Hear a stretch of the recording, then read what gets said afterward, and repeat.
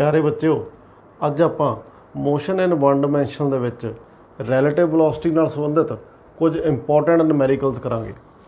NCERT book का question number 3.5 a jet airplane travelling at a speed of 500 kilometre per hour ejects its products of combustion at a speed of 1500 kilometre per hour relative to the jet plane.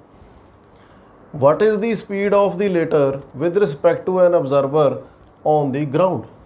सो ਇਹਦੇ ਵਿੱਚ ਸਾਨੂੰ ਇੱਕ jet aeroplane ਦਿੱਤਾ ਗਿਆ ਜਿਹੜਾ 500 kilometre per hour ਦੀ ਰਫ਼ਤਾਰ ਦੇ ਨਾਲ ਜਾ ਰਿਹਾ। ਇਹਦਾ ਮਤਲਬ ਸਪੋਜ਼ ਕਰ ਲਈਏ ਸਾਡੇ ਕੋਲ ਜੋ ਜੈਟ ਐਰੋਪਲੇਨ ਹੈ ਉਹ ਆਹ ਜੈਟ ਐਰੋਪਲੇਨ ਆ ਜਿਹੜਾ ਇਹ ਸਪੋਜ਼ ਕਰ ਲਈਏ ਖੱਬੇ ਪਾਸੇ ਨੂੰ ਜਾ ਰਿਹਾ ਵਿਦ ਏ ਸਪੀਡ ਆਫ, ਇਹਦੀ ਸਪੀਡ ਅਸੀਂ ਮੰਨ ਲੈਂਦੇ ਹਾਂ UJ, J stands for jet, ਤੇ ਇਹ ਸਾਨੂੰ ਦਿੱਤੀ ਗਈ ਆ ਜੀ 500 ਕਿਲੋਮੀਟਰ ਪਰ ਆਵਰ। ਇਹ ਆਪਦਾ ਧੂਆਂ ਜਿਹੜਾ ਇਹਦਾ ਧੂਆਂ ਛੱਡਦਾ ਪਿੱਛੇ ਨੂੰ ਉਹਨੂੰ ਇੱਥੇ ਕਿਹਾ ਗਿਆ ਪ੍ਰੋਡਕਟਸ ਆਫ ਕੰਬਸਟਨ। ਧੂਆਂ ਪਿੱਛੇ ਨੂੰ ਛੱਡ ਰਿਹਾ ਕਿੰਨੀ ਸਪੀਡ ਤੇ 1500 kilometre per hour relative to the jet plain. ਮਤਲਬ ਇਹ ਰੈਲੇਟਿਵ ਵੈਲੋਸਿਟੀ ਦਿੱਤੀ ਗਈ ਆ ਕਿਹਦੀ? ਧੂਏ ਦੀ।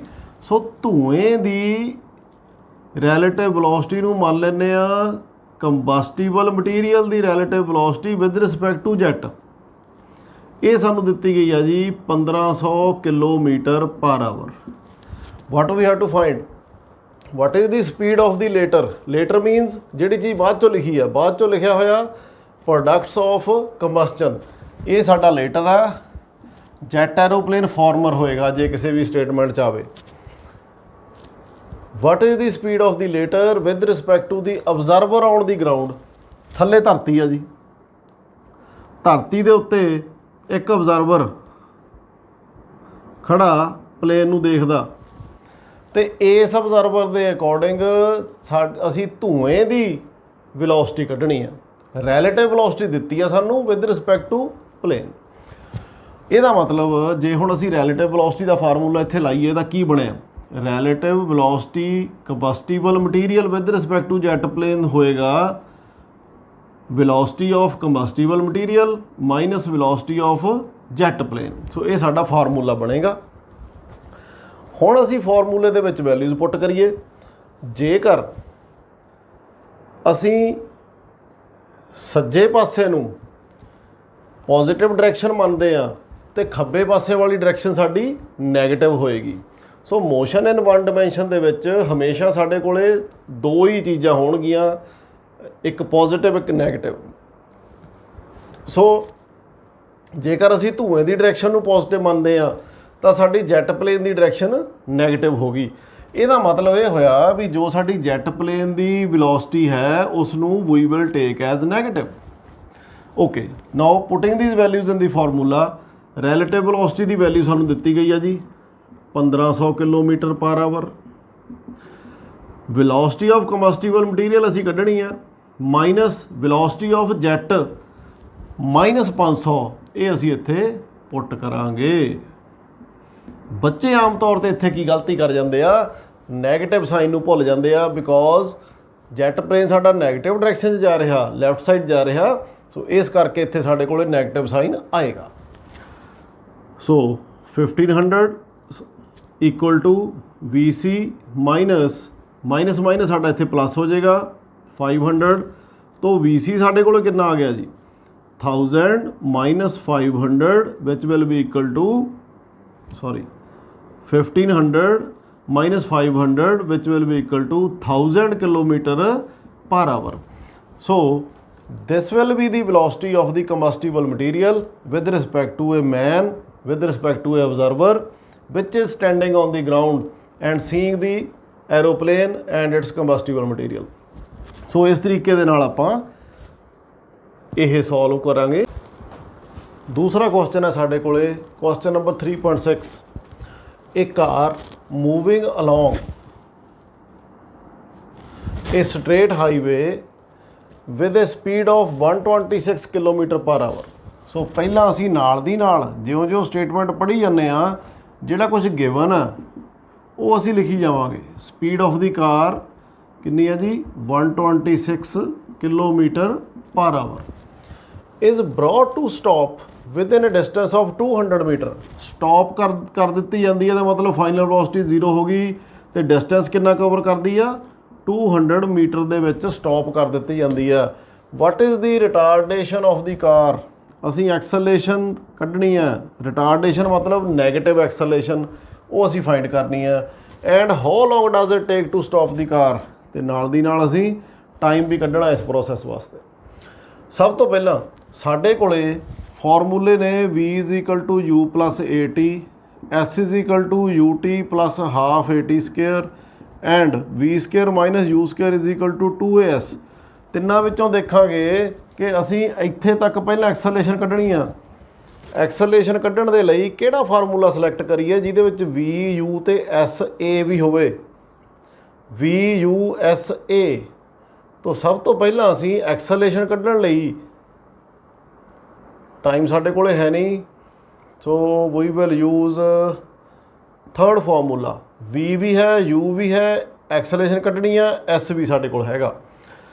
ਹੁਣ ਜਦੋਂ ਅਸੀਂ ਥਰਡ ਫਾਰਮੂਲਾ ਲਾਉਣ ਲੱਗਦੇ ਹਾਂ ਤਾਂ ਅਸੀਂ ਦੇਖਦੇ ਹਾਂ ਵੀ ਵੈਲੋਸਿਟੀ ਸਾਨੂੰ ਕਿਲੋਮੀਟਰ ਪਰ ਆਵਰ 'ਚ ਦਿੱਤੀ ਹੋਈ ਆ, ਪਰ ਡਿਸਟੈਂਸ ਕਿਹਦੇ ਵਿੱਚ ਦਿੱਤਾ ਜੀ ਮੀਟਰ ਦੇ ਵਿੱਚ। So first of all we will use the conversion method ਤੋਂ 126 ਕਿਲੋਮੀਟਰ ਪਰ ਆਵਰ ਦੇ ਅਸੀਂ ਮੀਟਰ ਪਰ ਸੈਕਿੰਡ ਬਣਾਵਾਂਗੇ। 126 ਇੱਦਾਂ ਹੀ ਲਿਖ ਲੈਣਾ।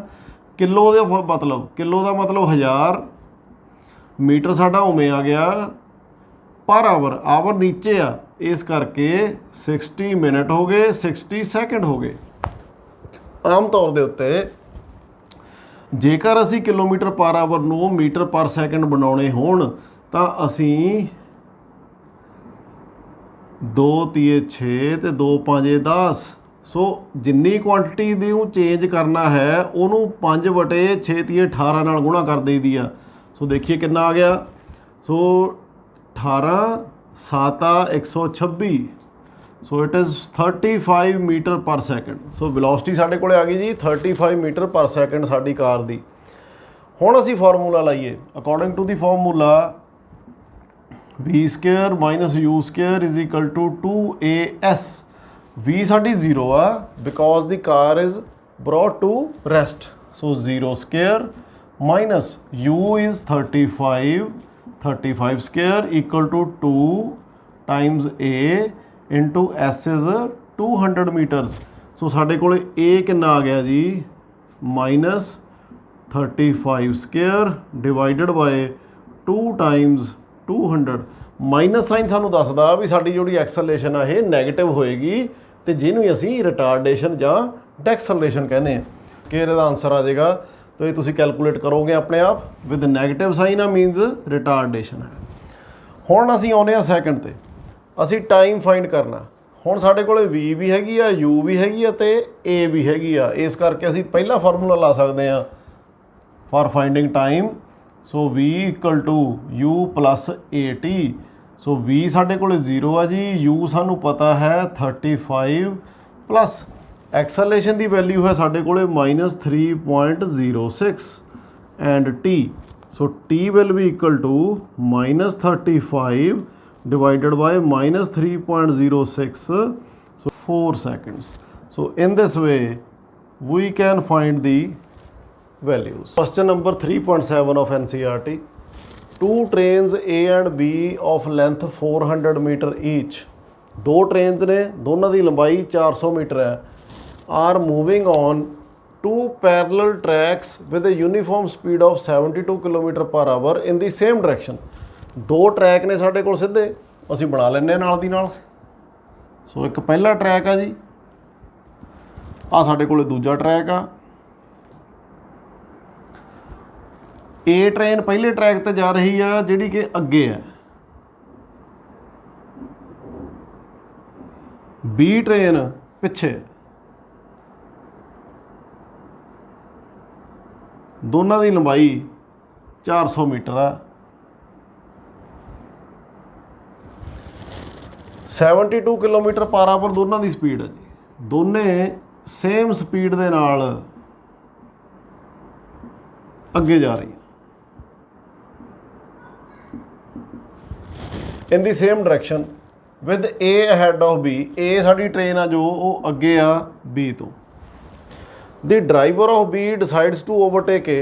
ਜਿਹੜਾ B ਦਾ ਡਰਾਈਵਰ ਆ ਇਹਦਾ ਜੀ ਕਰਦਾ ਵੀ ਮੈਂ A ਤੋਂ ਅੱਗੇ ਨਿਕਲ and accelerates to 1 metre per second square. ਇਹਦੀ ਹੁਣ ਐਕਸਲਰੇਸ਼ਨ ਆ ਜਾਂਦੀ ਆ 1 ਮੀਟਰ ਪਰ ਸੈਕਿੰਡ ਸਕੁਅਰ ਦੀ। ਐਕਸਲ ਪਹਿਲਾਂ ਕੌਂਸਟੈਂਟ ਸਪੀਡ ਤੇ ਜਾ ਰਹੇ ਸੀ, ਉਦੋਂ ਬਾਅਦ A ਭਜਾ ਲੈਂਦਾ, ਵੈਲੋਸਿਟੀ ਚੇਂਜ ਕਰ ਦਿੰਦਾ 1 ਮੀਟਰ ਪਰ ਸੈਕਿੰਡ ਸਕੁਅਰ ਤੇ।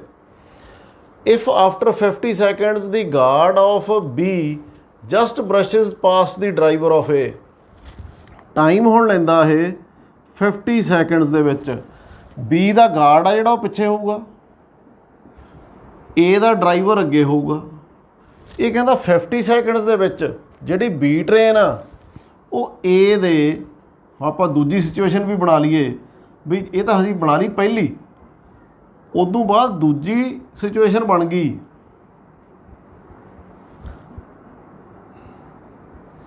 ਬਈ A ਟ੍ਰੇਨ ਸਾਡੀ ਇੱਥੇ ਸੀ, ਉਸੇ ਸਪੀਡ ਤੇ ਜਾ ਰਹੀ ਆ, ਇਹ ਨਹੀਂ ਚੇਂਜ ਕਰਦੀ ਆਪਦੀ ਸਪੀਡ। ਤੇ ਇਹਦਾ ਜਿਹੜਾ ਡਰਾਈਵਰ ਆ ਤੇ B ਟ੍ਰੇਨ ਦਾ ਗਾਰਡ ਉਹ ਅੱਗੇ ਇਹਨੂੰ ਲੰਘਾ ਦਿੰਦਾ। ਇੱਥੇ ਆਹ ਹੁਣ ਟ੍ਰੇਨ B ਆ ਜੀ, ਆਹ ਟ੍ਰੇਨ ਸਾਡੀ A ਆ, ਮਤਲਬ ਇੱਥੇ ਆਹ ਗਾਰਡ ਦੀ ਜਗ੍ਹਾ, ਇੱਧਰ ਡਰਾਈਵਰ ਦੀ ਜਗ੍ਹਾ ਤੋਂ B ਟ੍ਰੇਨ ਹੁਣ ਜਾ ਰਹੀ ਆ ਅੱਗੇ। ਕੁਐਸਚਨ ਹੁਣ ਕੀ ਪੁੱਛਦਾ, ਵਟ ਵਾਜ਼ ਦੀ ਓਰੀਜਨਲ ਡਿਸਟੈਂਸ ਬਿਟਵੀਨ ਦੈਮ। ਮਤਲਬ ਕਹਿਣ ਦਾ ਇਹ ਆ ਵੀ ਇੱਥੋਂ ਤੋਂ ਲੈ ਕੇ ਆਹ ਵਾਲਾ ਡਿਸਟੈਂਸ, ਕਿਉਂਕਿ ਪਹਿਲਾਂ ਵਾਲਾ ਡਿਸਟੈਂਸ ਜਿਹੜਾ ਸੀ ਉਹ ਕਿਹੜਾ ਸੀ, ਆਹ B ਵਾਲਾ ਡਰਾਈਵਰ A ਵਾਲੇ ਗਾਰਡ ਨੂੰ ਦੇਖਦਾ ਸੀ। ਹੁਣ ਅਸੀਂ ਇਹ ਵੀ ਧਿਆਨ ਰੱਖਣਾ ਨਾਲ ਵੀ ਟ੍ਰੇਨਸ ਦੀ ਜੋ ਲੰਬਾਈ ਆ ਉਹ 400 ਮੀਟਰ ਆ ਦੋਨਾਂ ਦੀ, ਦੋਨਾਂ ਟ੍ਰੇਨਾਂ ਦੀ। ਜਦੋਂ ਇਹ ਅੱਗੇ ਲੰਘੂਗਾ ਤਾਂ ਇਹ ਡਿਸਟੈਂਸ ਨੂੰ ਵੀ ਕਵਰ ਕਰੂਗਾ, ਨਾਲ ਦੀ ਨਾਲ ਦੋਨੇ ਟ੍ਰੇਨਾਂ ਦੀ ਲੰਬਾਈ ਨੂੰ ਵੀ ਕਵਰ ਕਰ ਜਾਂਦਾ। ਆਹ ਟ੍ਰੇਨ ਦੀ ਲੰਬਾਈ ਵੀ ਲੰਘੀ ਆ ਨੇ, ਆਪਦੀ ਵੀ ਲੰਬਾਈ ਲੰਘਾਈ ਆ। ਸੋ ਹੁਣ ਅਸੀਂ ਦੇਖੀਏ ਵੀ 50 ਸੈਕਿੰਡ ਦੇ ਵਿੱਚ A ਟ੍ਰੇਨ ਕਿੰਨਾ ਫਾਸਲਾ ਤੈਅ ਕਰੂਗੀ ਤੇ B ਟ੍ਰੇਨ ਕਿੰਨਾ ਫਾਸਲਾ ਤੈਅ ਕਰਦੀ ਆ।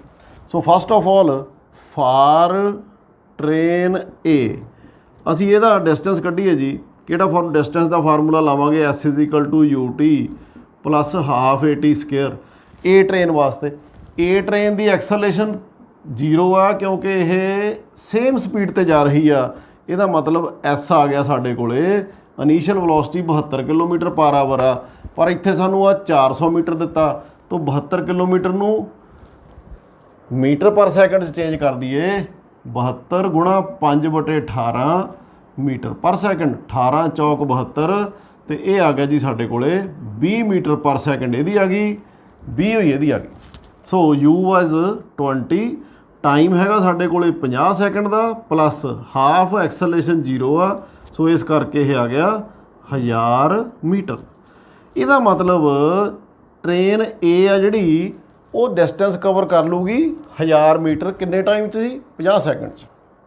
ਹੁਣ ਦੇਖੀਏ train B। For train B train ਕਿੰਨੇ 50 ਸੈਕਿੰਡ ਦੇ ਵਿੱਚ ਕਿੰਨਾ ਡਿਸਟੈਂਸ ਕਵਰ ਕਰਦੀ ਆ, ਕਿਉਂਕਿ ਹੁਣ ਇਹਦੀ ਐਕਸਲਰੇਸ਼ਨ ਵੀ ਆ ਨਾਲ।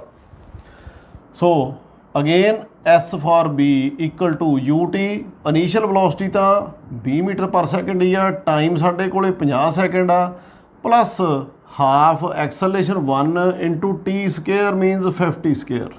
ਸੋ ਇਟ ਵਿਲ ਬੀ 1000 ਤਾਂ ਆ ਗਿਆ ਜੀ, plus 2500, 5 5 2500/2 1250। So it will be = 2050 metre, 2250 metre. B train ਨੇ 50 ਸੈਕਿੰਡ ਦੇ ਵਿੱਚ ਆਹ ਪੋਜੀਸ਼ਨ ਤੇ ਆਉਣ ਲਈ 2250 ਮੀਟਰ ਦਾ ਫਾਸਲਾ ਤੈਅ ਕੀਤਾ, ਪਰ ਨਾਲ ਦੀ ਨਾਲ ਇਹਨੇ 400 ਮੀਟਰ ਆਹ ਟ੍ਰੇਨ ਤੇ 400 ਮੀਟਰ ਆਹ ਟ੍ਰੇਨ ਇਹ ਵੀ ਕਵਰ ਕੀਤਾ। ਸੋ ਇਹਦਾ ਮਤਲਬ ਟੋਟਲ ਜੋ ਡਿਸਟੈਂਸ ਆ ਉਹ ਤਾਂ ਹੈਗਾ 2250 ਮੀਟਰ। ਇਹਦੇ ਵਿੱਚੋਂ ਸਾਨੂੰ ਘਟਾਉਣਾ ਕੀ ਪਊਗਾ, ਇਹਦੇ ਵਿੱਚੋਂ ਸਾਨੂੰ ਘਟਾਉਣਾ ਪਊਗਾ ਜਿਹੜਾ ਕਿਉਂਕਿ ਅਸੀਂ ਕੱਢਣਾ ਕੀ ਆ ओरिजिनल डिस्टेंस कितना सी आह वाला कितना सी बी ट्रेन ने टोटल डिस्टेंस कितना कवर किया जी 2250 ये असी सबट्रैक्ट कर दईए जिन्ना पहला वाली ट्रेन ने ट्रैवल किया 1000 मीटर प्लस जिहड़ा दोनों ट्रेनों का डिस्टेंस आ 800 मीटर 400 ਇਹਦਾ ਤੇ 400 ਇਹਦਾ ਦੋਨਾਂ ਦੀ ਲੰਬਾਈ ਨੂੰ ਵੀ ਇਹਨੇ ਕਵਰ ਕੀਤਾ। ਸੋ ਇਸ ਕਰਕੇ ਸਾਡੇ ਕੋਲੇ ਦੀ ओरिजिनल डिस्टेंस वाज कितना होया जी 1800 2250 minus 1800 which will be equal to 450 metres. तो यदा मतलब ये होया भी आह वाला जो डिस्टेंस है ये साडे कोले आ गया 450 मीटर। सो इस तरीके दे नाल असीं ये नूमैरिकल्स जो है मोशन इन वन डिमेंशन दे मोशन दे नाल दी नाल रैलेटिव वेलोसिटी दे सो ये करने आ। सो बेटे बाकी दे नूमैरिकल तुसीं अपने आप करके देखने आ ते फिर आपां नैक्सट लैक्चर च इकट्ठे होवांगे। Thank you very